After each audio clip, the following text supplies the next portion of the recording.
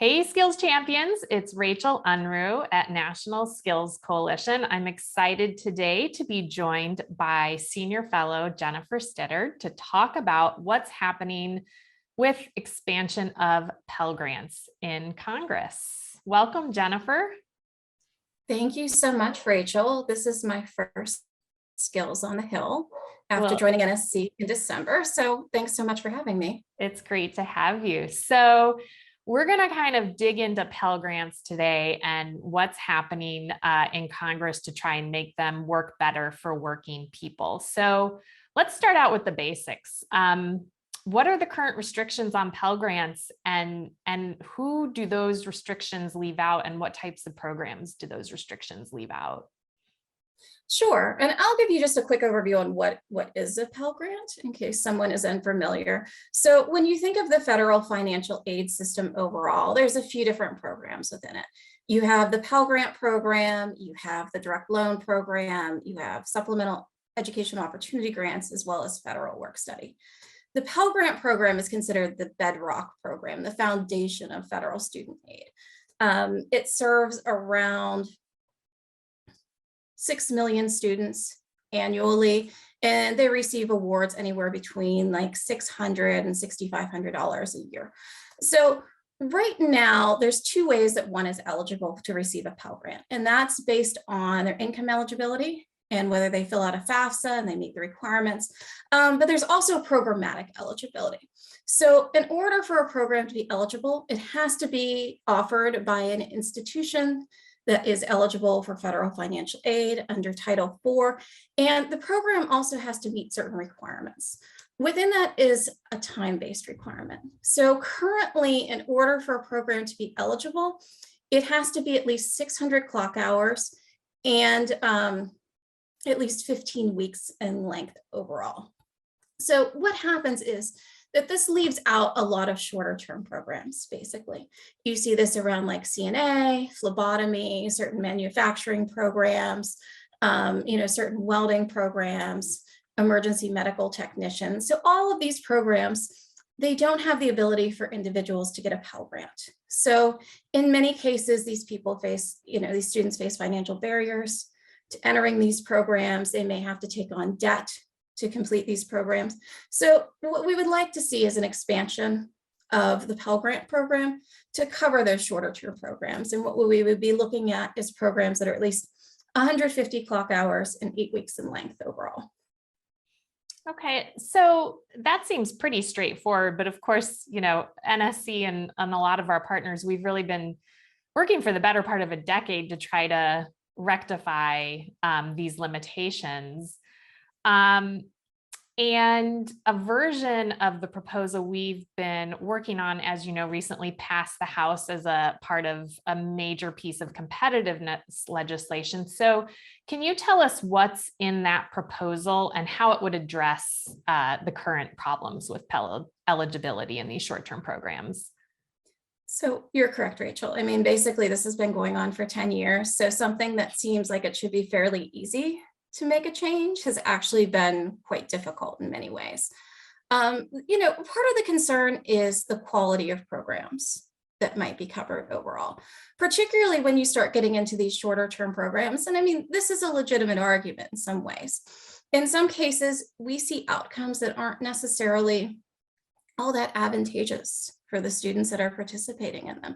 We want to ensure that individuals who enter them are able to get a licensure regarding what they studied. We want to make sure that there is perhaps a career pathway for that individual after they exit the program, where they can build upon their post-secondary credential. Perhaps we want to look at wages overall to ensure that we see some type of wage progression for individuals. We might make sure that there's a value for students that enroll in these programs overall. And I think that's something that there's a lot of agreement that there needs to be that. It's always a question of how do you do that? And that's something that we spent really the last 10 years kind of discussing and refining in many ways. So I think what folks are going to see kind of in the end of this regarding the Jobs Act, if we are able to get it across the finish line, is some metrics that are really like, yes, that makes a lot of sense and we should totally do that. And others where people are like, maybe we shouldn't have included that. But I think what one has to keep in mind is that this has been part of a really long negotiation to try and get things across the finish line with lots of stakeholders overall. So right now we are kind of close. As you mentioned, Rachel, we saw a version of the Jobs Act, which was introduced by Senator Kaine, Senator Portman on the Senate side, as well as Representatives Levin and Gonzalez on the House side. So we have a version of this that was attached to this big competitiveness bill. And there's some additional things on there that weren't in the previous version. For example, we mentioned wage progression. That's something that's now going to be a metric in there. And as the amendment says, that they're going to look at what are your earnings pre-enrollment and what are your earnings post-enrollment. And this bill is going to call for a 20% wage progression within that. So a lot of programs will be able to meet that, but some might not overall. So this has been a long process as far as seeing what those accountability metrics are, what are those quality metrics, but it's good that we're getting kind of close to the finish line, hopefully. Great. And so just in terms of getting to that finish line, in terms of process, where is the proposal right now, and what comes next, and what do we need to do to get it there?